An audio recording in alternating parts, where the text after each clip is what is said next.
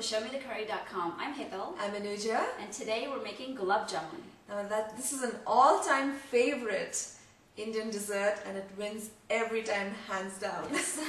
And here's what you're going to need.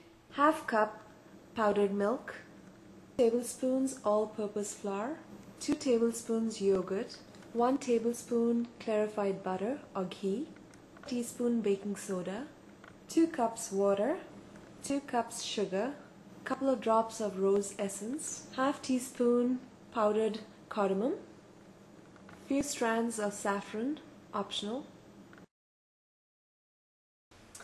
Okay, we have a pan over here. We're going to get the syrup ready first. Here's the sugar, the water, the cardamom powder and the saffron. Now the saffron and the cardamom powder, you can put to taste, and we've just put about a little bit, and you can put one or the other as well, and a couple of drops of rose essence. And if you don't have that, you can also use rose water, but rose water you'd probably use a little bit more. Is that good? Yeah, that's good. Okay. And stove, and you're going to let the mixture boil, and all the sugar is going to be incorporated well. And as soon as it comes to the boil, switch it on low and let it continue going until we do the rest of our ingredients. Okay, before we get started, we have oil for deep frying on the stove, and it needs to heat up between low and medium. And while that's heating, we're going to work on our Gulab Jamuns. Right, so we're going to work on the dough. We're going to go ahead and add in our dry ingredients first. The powdered milk and the flour and the baking soda. And I'm going to mix it and then put in the ghee or the clarified butter. Okay, and then the yogurt is the binding factor, so it's just going to kind of depend on what kind of consistency the yogurt is. And I've also got a little bit of milk ready just in case I need it. Sometimes if your yogurt is on the watery side, you might not need any milk at all, but I think it might need a little bit here. No? No? Okay. No milk then. Okay. Now, do we have to let this sit for a while, or? Yes, most dumplings or atta items, you need to let them sit for about 5-10 minutes at least. And this is such a small quantity, so I think 5 minutes should be plenty. And you can definitely double up these ingredients and make a bigger batch if you'd like. There you go. The sugar syrup has come to a boil, so we're going to reduce it to simmer and just let it be there for till we actually are ready to put the dumplings in. Alright, our dough has been resting. We're going to just pinch off a little bit. And now we're going to make small balls so that, because later on when we cook, after we fry it and we put it in the sugar syrup, they absorb all the sugar from there and they'll just increase and at least double, they'll double in size. So just going to make balls quickly. And you kind of want to get a nice smooth ball and try not to have any cracks in it. Yes, very important point.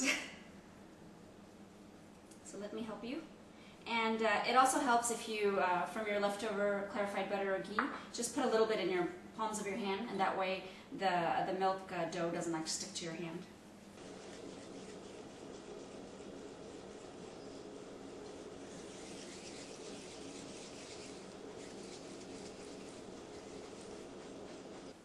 These do look really, really tiny, but trust us, they're going to plump up nicely.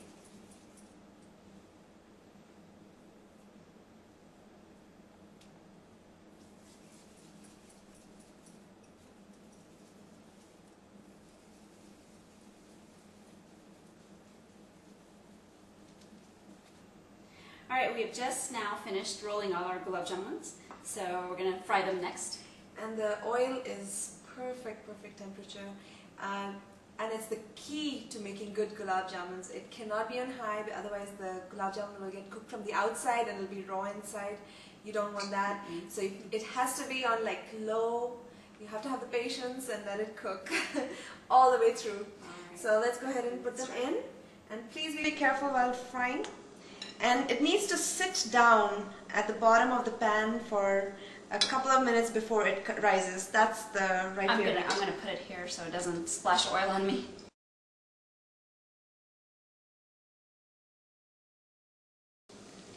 Just move these around. And plus you need to keep moving them around so they so that they get even color. I think we'll stick to this and we'll do that in the next batch. Yeah. And right now the temperature is on low, and I'm going to keep it that way. And this is the color you're looking for. This is like the perfect color. So I'm going to go ahead and take these out. And actually, so not more than like a minute or so. They don't need to be cooked any more than that. Wow. So I'm going to go ahead and put it on a paper towel, and then also the sugar syrup has already boiled and it's on simmer, but I'm going to give it one more boil and then put the Gulab Jamun in there. Alright, ready for the others?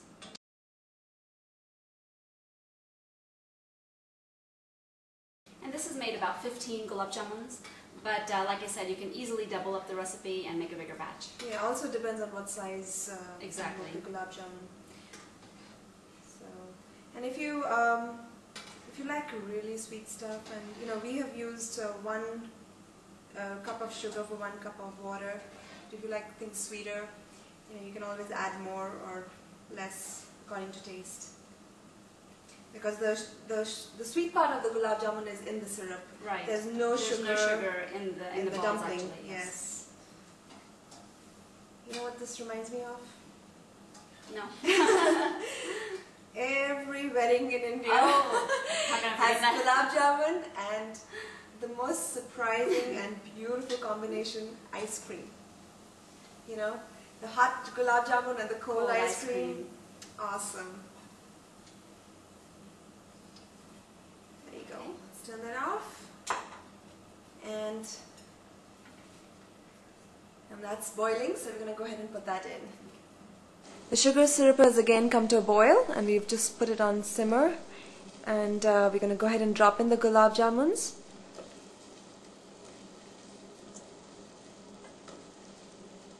Now you want to let them sit in the syrup for a while, at least about 45 minutes or so, so that they soak in nicely. Some people like to leave it overnight. The longer you leave it, the better. So now we're going to turn it off, and we're going to cover it, and we're going to let it sit for about 45 minutes. Okay, our Gulab Jamun are now ready to eat. Yum. They look delicious. And I'm going to cut one through the center and just show you what it's supposed to look like. So now this is what, if you notice over here, it's all even color, and there's no ring in the center. If there's a ring in the center, that means it's not cooked properly, and that means your oil temperature was not okay. So anyway, so make sure it's all the way cooked nicely and thoroughly, and you can't let this go waste. How is it? Excellent. So join us again on another episode of ShowMeTheCurry.com. Adding a pinch of spice to your life.